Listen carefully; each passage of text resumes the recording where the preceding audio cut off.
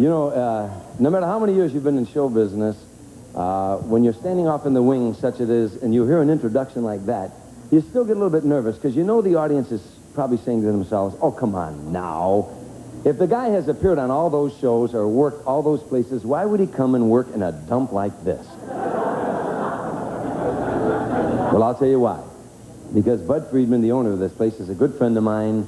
He's a nice guy, and he has a picture of me with a goat.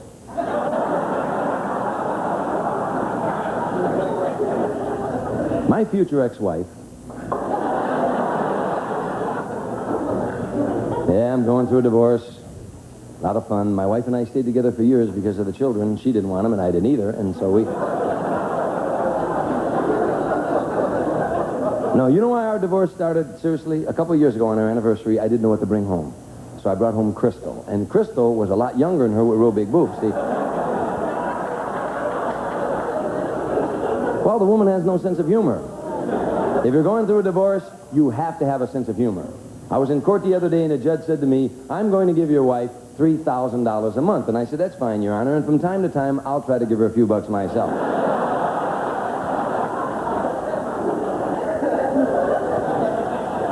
Well, the damn judge had no sense of humor either. I got married when I was a teenager, which I don't recommend to anybody. Although my wife was not my first love. Everybody remembers their first love. I went back to a school reunion the other day and saw my first love. I really did. Folks, if you've never been back to a school reunion, don't go. There are old people there who claim they were your classmates.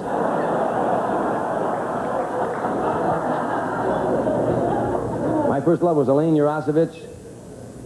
She grew up in my hometown with me, Harvey, Illinois, which is a suburb on the south side here. Elaine was a beautiful girl. Her father was a very strict guy, had a flat face. You ever see those guys with flat faces? He looked like he won a 100-yard dash in a 90-yard gym.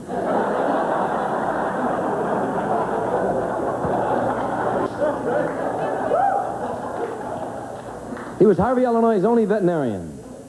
And he was also a taxidermist.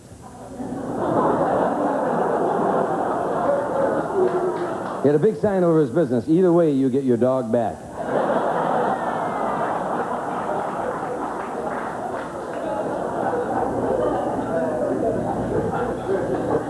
You guys remember when you were dating? See, when I was growing up in Harvey, Illinois, you could not blow the horn and a girl come running out. I mean, you had to go to the door, knock on the door, tell the parents where you're going to take their daughter, what time you're going to have her home, and you're very nervous. You're scared to death. You're just a kid. And the parents would always come to the door, and they'd have a dog behind them about the size of this piano, right? And when you were asking their parents if you could take the daughter out, the dog starts sniffing your crotch. And they would always pretend they don't see what the dog is doing to you. Now the dog is raising you off the ground. Yes, I'll have another. Back by 10:30. We're just going to the drive. Pretty soon you want to say, to heck with your daughter, how much you want for the dog?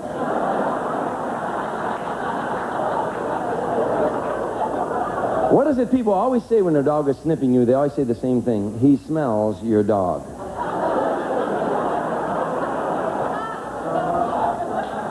And I always say, but I don't have a dog.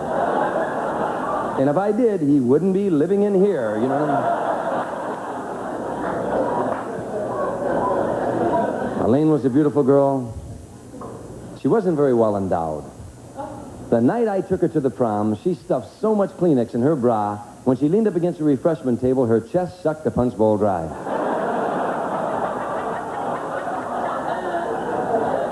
Thank you very much. You've been wonderful. Thank you.